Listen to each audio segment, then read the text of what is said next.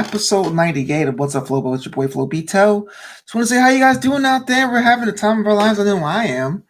I want to thank you, as always, for checking out this episode and all the other episodes of the What's Up Flobo series. Episode 98. Can't believe it. Episode 100 is coming down hard and fast this time next week. Gonna do something special. Crossing fingers because I'm still trying to make sure it works. If it does work, it might be something that will be definitely cool for me. I am not sure if people will enjoy it as much as I will if it comes through. I don't want to jinx it, but episode 100, a week from today, it's going to be fun. It's going to be fun. Just crossing fingers that it's going to be crazy. But before I get into today's episode, I just want to say, look, man, this episode and all the other episodes brought to you by No Name Nerd. Listen, this is the look. I know what you're saying. I don't need a video game jersey. I hardly even play video games. But you know what? Sometimes you want to feel like an athlete. Sometimes you want to feel like a big deal. Get your own colors, your own coordinations, your own styles and designs, and get a nerd mask too, because really, you should wear your mask. Like I'm not even playing about that. Wear your mask. Be that guy. Wear your mask. NoNameNerd.com. Use the promo code FLOBITO for a little bit of a discount because, your boy looks out for you. And today, it's a Fitness Friday episode. We didn't have one of those in about a while, especially since What's Up Flobo is moving to Wednesdays and Fridays to make way for After Hours, which is available every Monday night right here on this channel. I want to talk to you about fitness and plateaus, right?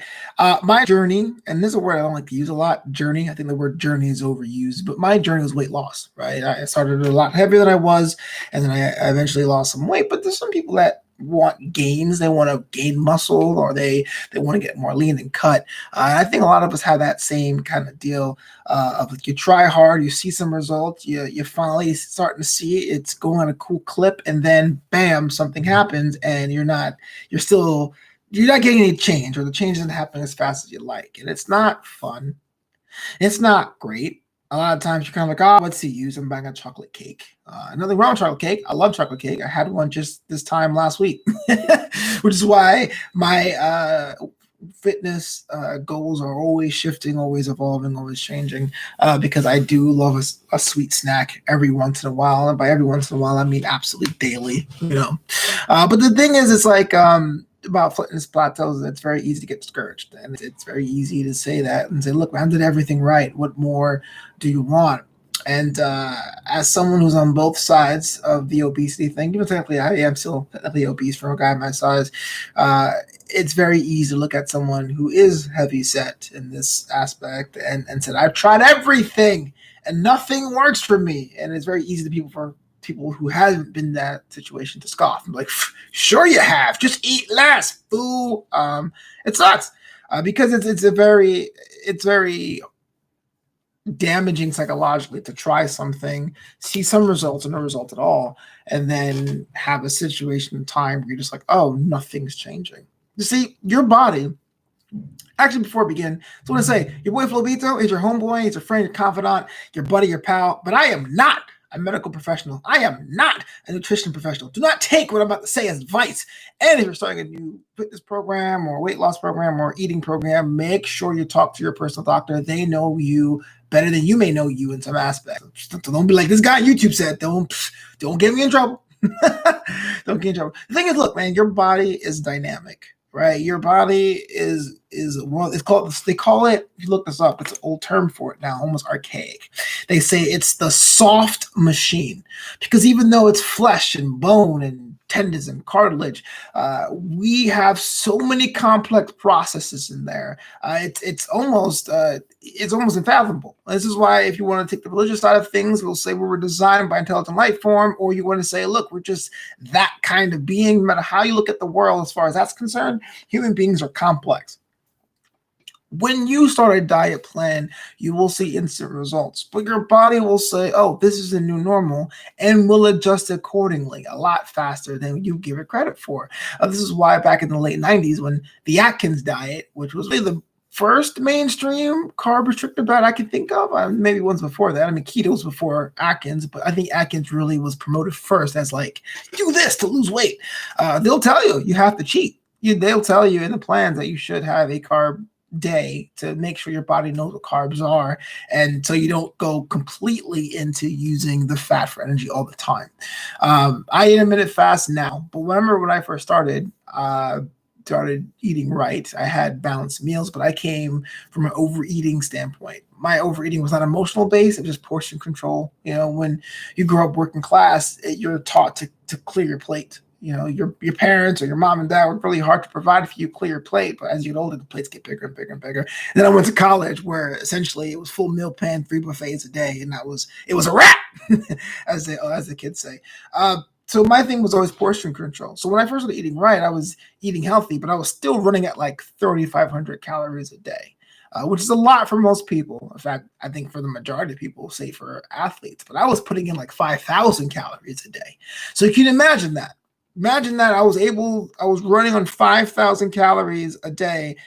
Mind you, 2,000 of those calories came from soda, 5,000 calories a day. But when I went to 3,500, that was enough to shock the body to go, oh my gosh, we're not getting what we normally get. Let's start shedding off some things. And that first 30 pounds that I lost was just basically just me being like, let me go above average. But what happens over time, like the calories needed to burn a day kind of decreases because your mass decreases because it takes less energy to move something that's lighter. Right? If you think about it, a diesel truck requires more gas than a scooter or gas-powered scooter, for example. So I had a bit of a problem. My first year, I lost 80 pounds. Stat. And then for like 3 months, I was like, what happened? I don't know. The quick answer here is for me is to cut down my calorie intake. But there's going to come a time where that just won't work. You just can't you can't be like, well, I had 400 calories today. Let me cut it. Because there's a certain threshold that most people have where cutting your calories becomes unhealthy. For me personally, it's 1,750 calories, but that's just me. It could be 18 for you, it could be 2,400 for you, or whatever. Everyone has their threshold where you can't cut calories anymore. And so a lot of times people say, let's change your workout. And that's a really good way of doing things. And when I first started working out, my workouts were me going to the gym, doing the elliptical for 10 minutes, doing another 15 on like some weights or the ab machine. That was it. And that was enough. But I had to go more advanced there. So I started doing more of like the treadmill stuff, more of the circuit body training. There was a time in my mid-20s where I shifted to jogging. I still jog to this day. That's my main cardio source. So just going out and jogging was really what saved the life, the most of the brunt of the weight loss for me. So definitely making sure you watch your calories and the kind of food you eat. Definitely checking out your workouts. Like now, right before the pandemic, I went to the gym. I actually did weight training twice a week because I wanted to have a body that looked like I worked out, but I didn't want to be beholden to the gym. So I went twice a week, and then I ran the other days, and that helped me out with a carb restrictive and intermittent fasting diet. But with the end of the quarantine, my birthday came in June. I went ham. I'm celebrating. Had all that extra sugar, all that extra processed meat and food and cheeses and all that. I had to think about what can I do. My gym is still technically locked down in California. They're doing outside workouts, but it gets a little awkward, socially awkward, because now the classes are out there. And even though you have free gym privileges, you're kind of like, do I jump in while the class is going? I don't know. I'm going back to home workouts and all that jazz. And so I'm still trying to figure out. There's no one right answer. But if you're out there struggling with your plateau, look at the kind of physical activity you're doing and see if you can switch it up. If you're used to running all the time, maybe a walk with some weights in your hands may be an alternative option. If you're eating a Mediterranean diet, how about you just try strictly pescatarianism? Maybe your body might react differently. You got to keep the body in dynamic state of flux. Sometimes in some workout programs, they call that muscle confusion. Whatever. It's all the same thing.